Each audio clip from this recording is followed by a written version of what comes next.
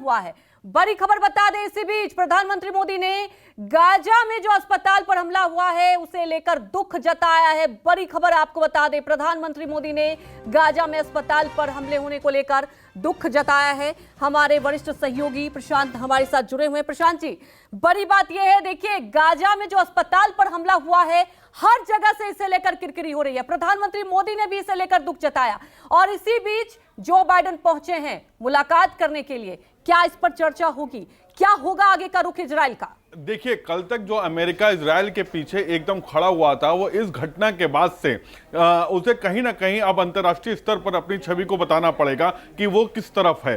हालांकि यही वजह है क्योंकि अंतर्राष्ट्रीय जो युद्ध नियम है, जो वॉर के जो नियम होते हैं, उसमें अस्पताल, स्कूल्स, ऐसी जगहों को, कम्युनिटी सेंटर्स को अटैक नहीं किया जाता, उनको टारगेट नहीं किया जाता है। ये यूनाइटेड नेशंस के चैप्टर्स में लिखा हुआ है कि अगर युद्ध में है तो ऐसी जगहों को छोड़ा जाता है और उनको अटैक में नहीं लिया जाता। शायद यही वजह है कि इजराइल डिफेंस फोर्सेस जो हैं वो लगातार इस बात को कहती आ रही हैं कि ये मिसाइल जो है वो उनकी तरफ से नहीं दागी गई हैं। ये रॉकेट लॉन्चर इजराइल के ऊपर दागे जा रहे थे।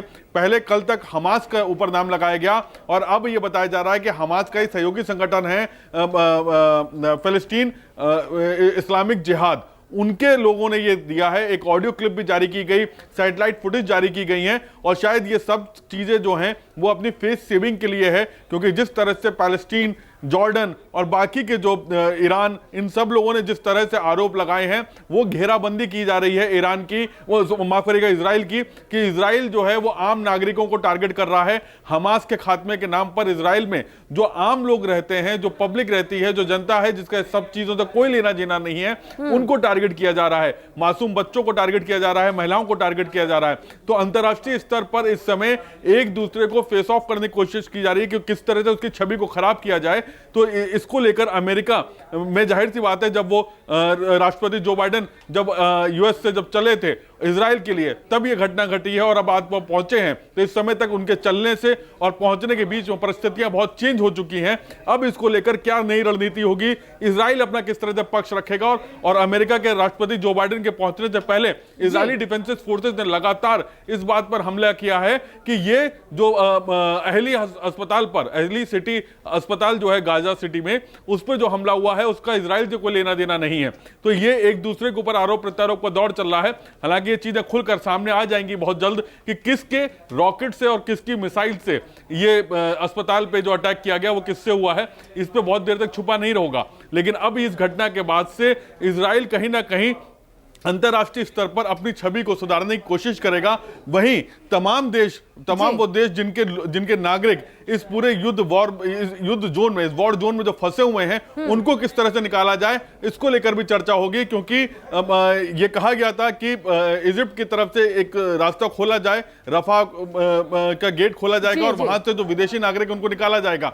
युद्ध विराम करने की बात की गई थी, ये 2 दिन से बात चल रही थी, लेकिन इस पर सहमति नहीं बन पाई थी। तो क्या जो बाइडेन के पहुंचने के बाद से इस पर सहमति बनेगी? क्या इजराइल वहां पर युद्ध विराम को लेकर अपने आप को तैयार करेगा? क्या वो जो तमाम विदेशी नागरिक गाजा में फंसे हुए हैं उनको इजिप्ट के जरिए बाहर निकालने की कवायद शुरू हो पाएगी? क्योंकि ईरान और इजिप्ट ने इस बात कहा था कि हम राहत सामग्री भेजना चाहते हैं गाजा के लोगों के लिए, जो गाजा में जो अस्पताल में जो मरीज हैं उनके लिए राहत सामग्री भेजना चाहते हैं, खाने पीने का सामान भेजना चाहते हैं। लेकिन इस पर इजराइल ने का कहना था कि खाने पीने और राहत सामग्री के नाम पर वहां से हथियार या फिर लड़ाके आ सकते हैं, इसलिए वो किसी भी तरीके के युद्ध विराम में नहीं जाएगा। इन विषयों पर भी चर्चा होगी। आप हमारे साथ बने रहिए। इसी बीच बड़ी खबर बता दें, अमेरिकी राष्ट्रपति बाइडेन का जॉर्डन दौरा रद्द कर हो गया है। गाजा अस्पताल पर हमले के बाद यह दौरा रद्द हुआ है। मिस्र फिलिस्तीन के राष्ट्रपति से भी मुलाकात रद्द हो चुका है। तस्वीरें आपको दिखाई, इजराइल पहुंच चुके हैं, इजराइल में मुलाकात। लेकिन आपको बता दें कि जो हमला हुआ है अस्पताल पर, उसके बाद जॉर्डन दौरा रद्द हो चुका है। हमारे वरिष्ठ सहयोगी प्रशांत गुप्ता लगातार हमारे साथ लाइव जुड़े हुए हैं। प्रशांत जी, देखिए सबसे बड़ी बात यही है कि ये जो मुलाकात है, क्या जो लोग फंसे हुए हैं, एक तरफ लगातार इजराइल इस बात से इनकार कर रहा है और दावा कर रहा है कि इजराइल ने अस्पताल पर हमला नहीं किया, क्योंकि देखिए पूरे विश्व में यह किरकिरी हो जाएगी। अभी तक जो अमेरिका खुलकर समर्थन कर रहा था कि हमास ने हमला किया है, यह आतंकी संगठन के खिलाफ लड़ाई है, लेकिन क्या अब स्थितियां बदल चुकी है? देखिए, ये जो कल घटना घटी है रात में, उसके बाद से ये स्थितियां जरूर परिवर्तन हुआ है, क्योंकि पहले सभी विदेशी नागरिकों को छोड़ने के किस तरह से निकाला जाए वार जोन को लेकर, इसको लेकर कवायद चल रही थी।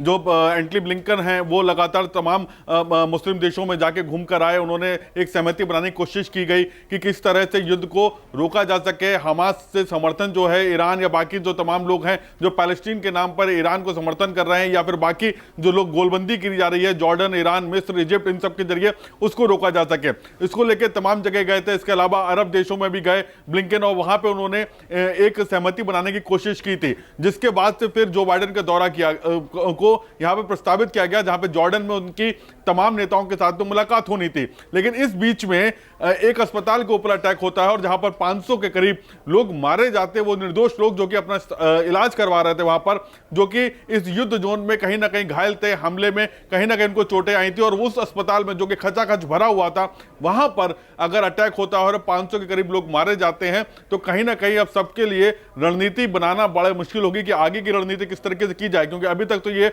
बात चल रही थी कि निर्दोष लोगों को बाहर निकाला जाए, राहत सामग्री पहुंचाई जाए, जो विदेशी नागरिक फंसे हुए हैं उनको बाहर निकाला जाए। लेकिन अब स्थितियां यहां पे बदल चुकी हैं। अब दोनों तरफ से आर या पार की लड़ाई की शुरुआत हो चुकी है, और आज ओपेक कंट्रीज की नेताओं की मीटिंग भी है, उसमें भी ये मुद्दा उठेगा। ईरान ये पहले ही बोल चुका है कि अगर इस तरीके के हालात बने रहे और अगर निर्दोष लोगों को टारगेट किया गया तो फिर मुस्लिम देशों की सेनाएं भी इस युद्ध में आगे आएंगी। बिल्कुल, अब यही देखने वाली बात है, एक तरफ ईरान की नजर, दूसरी तरफ ये दौरा बेहद ही महत्वपूर्ण, आगे क्या कुछ रुख होगा लगातार आपको अपडेट देते रहेंगे। हमारे साथ जुड़ने के लिए आपका शुक्रिया। रुक जाते हैं एक छोटे से ब्रेक के लिए, जल्द